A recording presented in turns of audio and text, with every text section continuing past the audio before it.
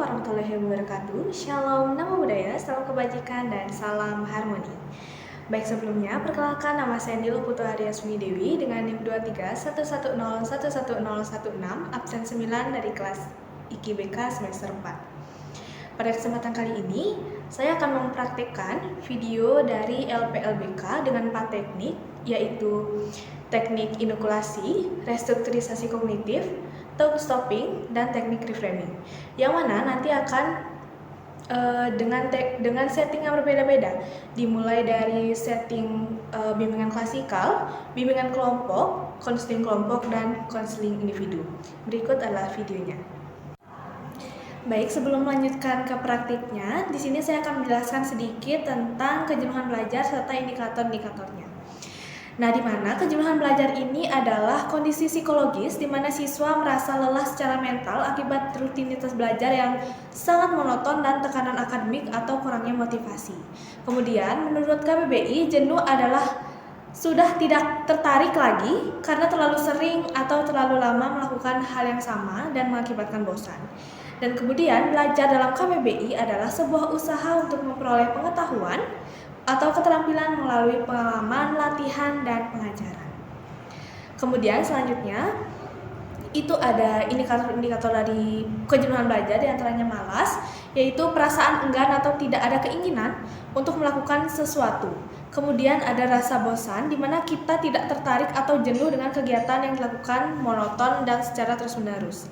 Kemudian ada hilangnya semangat belajar, di mana tidak adanya dorongan dari dalam diri atau motivasi intrinsik untuk belajar. Kemudian sulit fokus, di mana ketidakmampuan kita untuk mempertahankan perhatian secara stabil pada materi pembelajaran. Dan yang terakhir itu adalah perasaan sia-sia, di mana biasanya muncul kekecewaan berulang dan keyakinan bahwa usaha belajar tidak akan menghasilkan hasil yang berarti. Kemudian dalam praktik ini itu menggunakan 4 setting, di mana dimulai dengan setting bimbingan klasikal, yang dimana bimbingan klasikal adalah pelayanan bimbingan yang diberikan kepada sejumlah peserta didik atau biasanya dalam satu kelas, dalam satu waktu secara langsung tatap muka dengan tujuan membantu pengembangan pribadi, sosial, belajar, dan karir mereka. Kemudian dilanjutkan dengan bimbingan kelompok, di mana bimbingan kelompok adalah layanan yang memungkinkan peserta didik membahas suatu topik tertentu secara kelompok dalam suasana terbimbing oleh guru BK ataupun konselor. Kemudian selanjutnya itu dilanjutkan dengan konseling kelompok, di mana konseling kelompok ini adalah layanan bantuan melalui proses terapeutik dalam kelompok kecil dari 6 hingga 10 orang yang difasilitasi oleh konselor untuk membantu anggota kelompok memahami dan mengatasi masalah pribadi, sosial, dan emosional secara mendalam. Dan kemudian yang terakhir itu adalah setting konseling individual, di mana konseling individual ini adalah layanan tatap muka secara langsung antara konselor dengan satu peserta didik untuk membahas masalah secara pribadi dan mendalam guna menemukan solusi yang tepat melalui hubungan profesional dan empati. Baik, selamat pagi anak-anak. Selamat pagi, Bu. Baiklah, jadi pada pertemuan kali ini kita akan belajar beberapa materi. Nah, tapi sebelum itu, mari kita berdoa terlebih dahulu. Siapa yang akan memimpin doa? Saya, Ibu. Baik, silakan Dewi. Baik, sebelum pembacaan doa, saya buka dengan salam terlebih dahulu. Om Swastiastu, Assalamualaikum warahmatullahi wabarakatuh. Shalom, namo buddhaya, salam sejahtera bagi kita semua, dan salam harmoni. Salam harmoni. Baik, saya akan membacakan doa sebelum melakukan kegiatan belajar. Ya Tuhan, bukakanlah pintu ilmu untukku, mudahkanlah jalanku dalam menuntut ilmu, jauhkanlah aku dari rasa malas dan kebingungan, berikanlah aku kecerdasan, kesabaran, dan kemudahan dalam belajar. Amin. Baik, terima kasih Dewi. Nah, sebelum mulai kegiatan, saya mau tanya, siapa yang mau berbagi dulu tentang pikiran negatif apa yang sering muncul saat kalian sedang merasa jenuh saat belajar?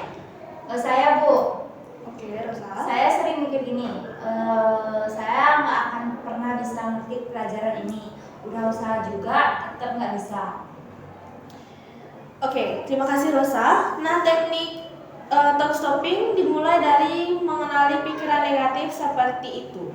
Langkah berikutnya adalah secara sadar menghentikan pikiran itu, bisa dengan berkata keras dalam hati atau benar-benar menyuarakannya seperti stop.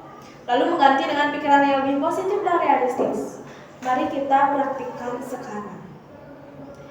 Rosa, ulangi pikiran negatif itu perlahan seolah kamu sedang mengalaminya sekarang. Aku gak akan pernah ngerti pelajaran ini. Sekarang katakan stop dengan tegas. Stop.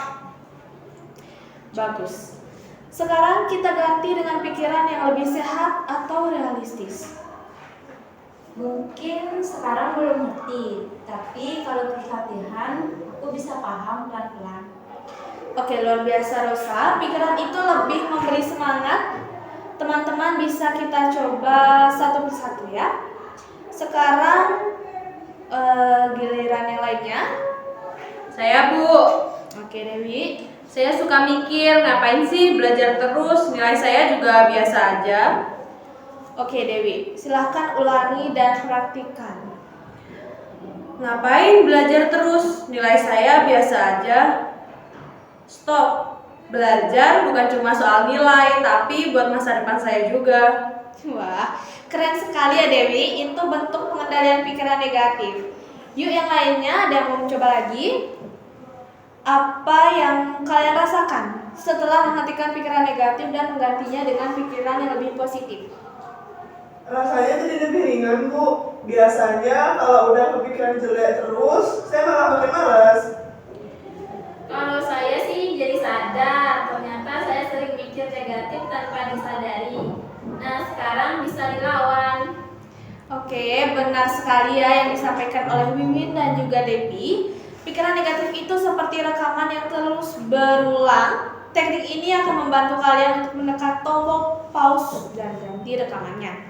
Tapi perlu latihan terus-menerus ya agar makin otomatis. Nah, sebagai tugas minggu ini kalian coba praktikkan teknik talk stopping setiap kalian memunculkan pikiran negatif tentang belajar. Catat dalam jurnal kecil pikiran negatif seperti apa, bagaimana kalian menghentikannya, dan minggu depan kita akan sharing lagi. Apakah kalian siap? Siap, Ibu. Oke, terima kasih karena sudah sangat aktif pada pertemuan kali ini. Kita akan bertemu minggu depan di pertemuan selanjutnya. Baik, Ibu. Baik, terima kasih. Terima kasih, Bu. Baik, karena sesi pelajaran sudah selesai, jadi mari kita tutup untuk pertemuan hari ini. Baik. Saya akan membacakan doa. Ya Tuhan, aku bersyukur atas ilmu yang Kau berikan. Semoga ilmu ini bermanfaat bagi diriku dan orang lain. Jadikanlah aku termasuk hamba-Mu yang selalu mengamalkan ilmu dengan baik. Amin. Amin. Kita tutup dengan salam. Om Santi Santi Santi Om. Wassalamualaikum warahmatullahi wabarakatuh. Shalom, namo buddhaya, salam sejahtera dan salam harmoni. Baik, terima kasih anak-anak. Mungkin kita akan lanjutkan di pertemuan selanjutnya.